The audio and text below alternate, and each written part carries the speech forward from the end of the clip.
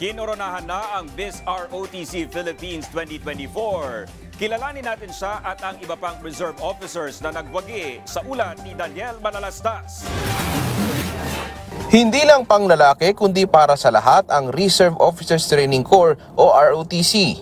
Ganyan ang mensahe ni Althesa Patetico, first-year BS Accountancy and Applied Economics student mula sa De La Salle University sa Maynila.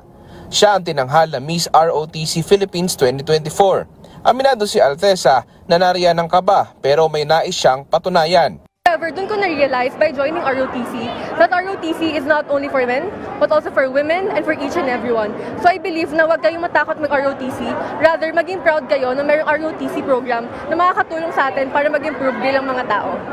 Bukod kay Patetico, itinanghal naman na first runner-up si Geraldine Acosta mula sa Ilocos Sur Polytechnic College.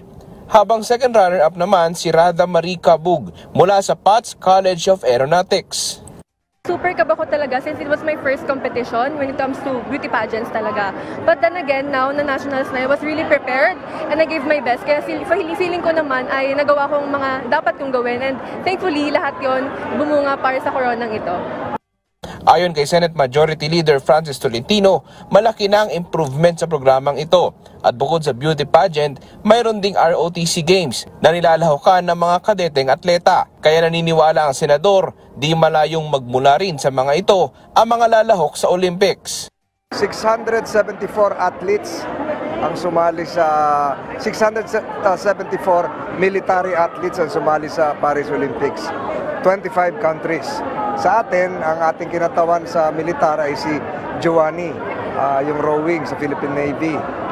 Siyempre si Nesty Pitesio, Coast Guard, si Yumer Marcial, miyembro din ng militar. So lahat po yan nagpapatunay, yung ginagawa natin tama. Kabataan pa lang, magkasama na yung sports, ito magkasama yung beauty and brains. So nakikita natin yung kagandahan ng programang ito. Sa ngayon, nakatakda na ring umarangkada ang National Championships ng ROTC Games. Daniel Manalastas para sa Pambansang TV sa Bagong Pilipinas.